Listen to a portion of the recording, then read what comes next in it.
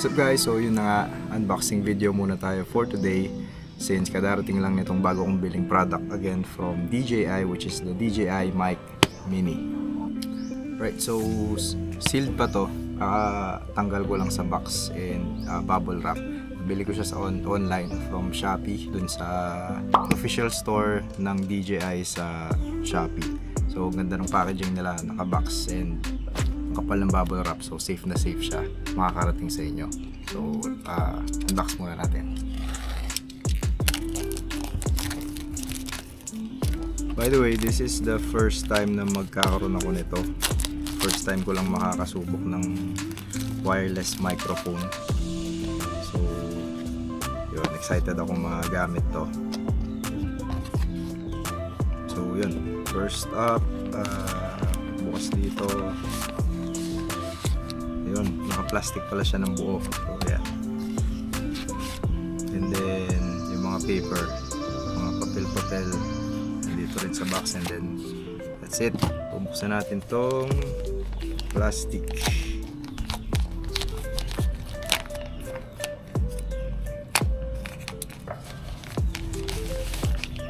Yun. Ganda.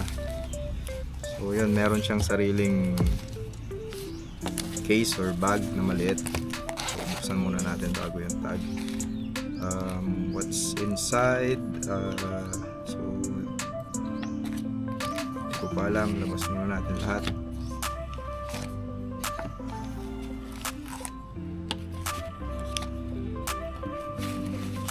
And that's it. So ito yung mga nasa loob.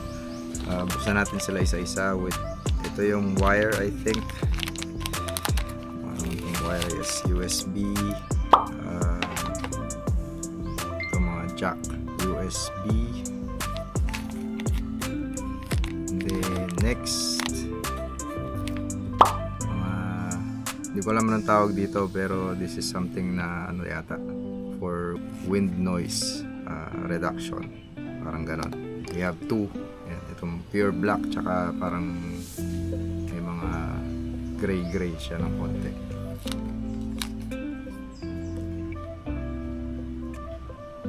Itong maliit na to na USB-C din, hindi ko alam kung para saan, pero yan siya.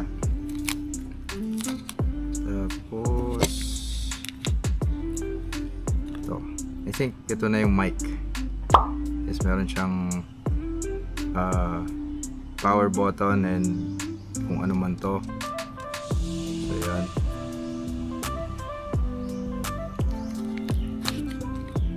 And ito, I think pang charge to. Hindi pa ako masyadong nanood ng mga kung paano siya ginagamit sa YouTube, pero malalaman ko rin yan. And I think ito yung transmitter. So yung binili ko pala is yung isa lang.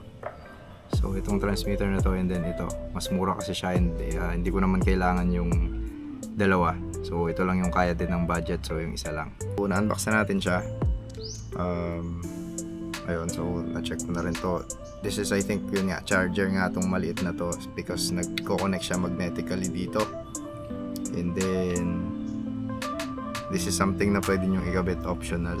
Ito, parang cover siya para mabawasan yung wind noise, which is madali lang ikabit.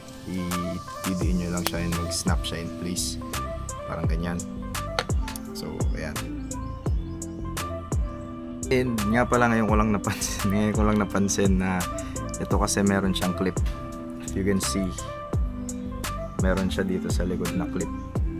Ito yung mic, and then meron siyang clip dito na pwede nyong of course i-clip sa kung saan, sa damit or what. Pero ito, it's something like magnet siya na malakas yung dikit actually. Natatanggal siya, and then pwede nyo siyang idikit dito sa likod nito. So technically parang pwede nyong ipitin na lang instead of clipping it. Pwede nyo siyang iipit sa loob ng damit para hindi siya nakasabit. and secure siya kasi yun nga, ang lakas nung kapit ng magnet niya. Ito, hindi ko pa alam paano to ginagamit, pero gagamitin ko kasi siya sa DJI mic. I mean DJI Osmo Action 4 ko. So I think, I'm not sure kung required pa ba to or pwedeng i-connect na lang to automatically dun dito sa gamit ko na camera. But yun, let's go ahead and try it. Alright, so ngayon connected na ako sa DJI Mic Mini. So ito na yung audio coming from the DJI Mic Mini.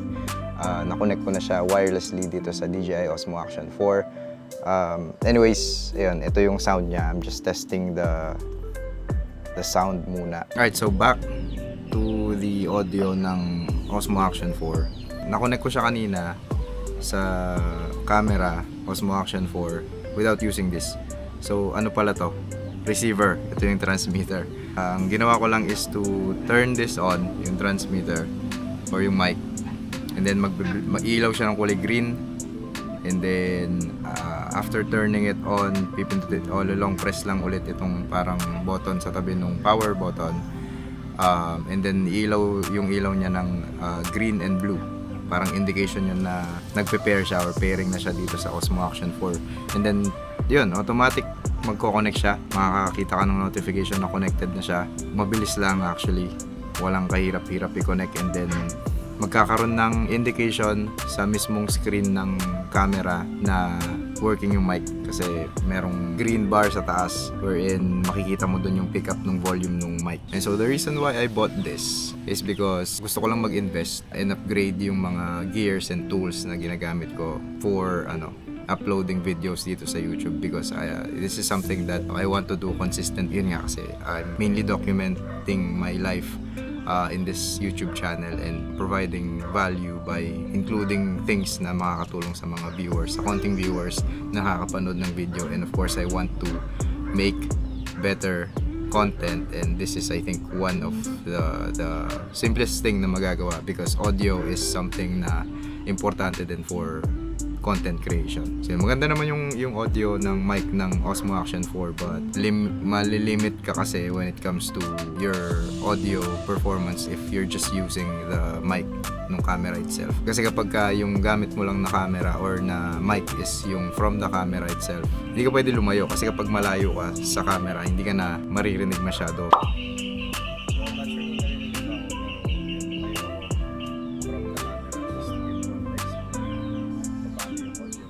And so same distance, pero this time I'm using the DJI Mic Mini na nakaklip dito sa loob ng damit ko. I think maganda pa rin yung audio from this distance. It's wirelessly connected. Sobrang layo na nito, pero I think pa rin, hindi ko na nakikita yung volume bar ng mic sa camera since masyado nang malayo, pero I think it's still picking it up. So yun lang naman for this video. Gusto ko lang i-share yung unboxing experience and the comparison between the mic ng DJI Osmo Action 4 and yung sound ng DJI Mic Mini. So kayo na humusga.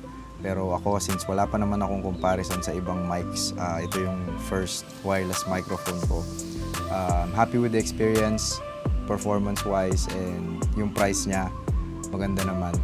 And meron pang mga mas mura kaysa dito, pero yun nga, since DJI to DJI, it connects wirelessly without plugging anything else sa Osmo Action 4. It's very useful, lalo na kapag gagamitin ko siya sa labas, umuulan. It's still waterproof kasi nga hindi mo kailangan magsaksak ng kahit ano man sa camera. You can use the mic and still keep yung camera na waterproof and dustproof. And napakadaling i-connect, to turn on mo lang, and then yun na, magko-connect na siya mag-isa.